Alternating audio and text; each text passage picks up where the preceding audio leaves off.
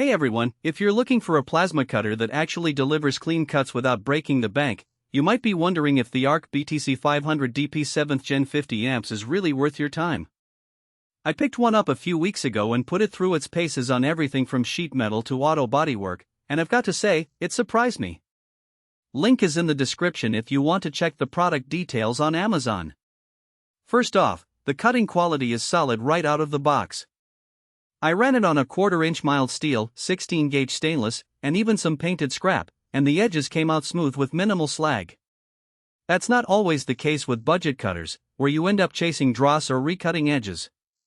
The 50 amp rating means it can handle thicker material up to about 1/2 inch cleanly, so it's not just a toy for thin sheet metal. I used it to cut out some custom brackets for a project, and the cuts were so clean I barely had to grind anything afterward. That alone saved me a ton of time. In fact, I was able to get the brackets fitted and welded in a fraction of the time it would have taken with a lower quality cutter. One of the things that really impressed me about the BTC500DP is its ability to handle different materials with ease. I cut through some aluminum scrap, and the results were just as good as the steel. The cutter seems to be able to adapt to the material without any fuss, which is great if you're working on a project that involves multiple materials. I also tried cutting some rusty steel, and while it wasn't as clean as the fresh steel, the results were still good. The cutter seemed to be able to handle the rusty surface without any issues, which is a testament to its overall quality. What really stands out is the dual voltage setup. I've got a 220V outlet in the garage, but I also wanted to use it at a friend's place where they only have 110V. The BTC500DP switches between them with just a flip of a switch, no extra boxes or adapters needed. That versatility is clutch if you're moving between job sites or working in different spaces. I also love the digital display. It shows you the current, voltage, and air pressure in real time, so you're not guessing whether you're set up right. It's one of those little things that makes a big difference when you're trying to dial in a cut. The display is clear and easy to read, even in bright lighting conditions, which is a big plus if you're working in a well-lit garage or shop. Speaking of air pressure, the built-in regulator is a nice touch.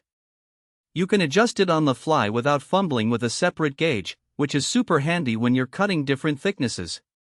I found that keeping the pressure around 60 to 70 psi gave me the cleanest cuts on a 1/4-inch steel, but it's easy to tweak as you go. The torch itself feels well balanced too, lightweight enough for overhead work but sturdy enough that you're not worried about dropping it. The handle is also ergonomic, which makes it comfortable to hold for extended periods.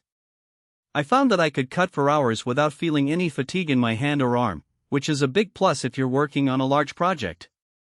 Another thing I didn't expect was how quiet it runs compared to some older plasma cutters I've used. The fan noise is minimal, and the arc itself is stable, so you're not dealing with a lot of spatter or erratic cutting.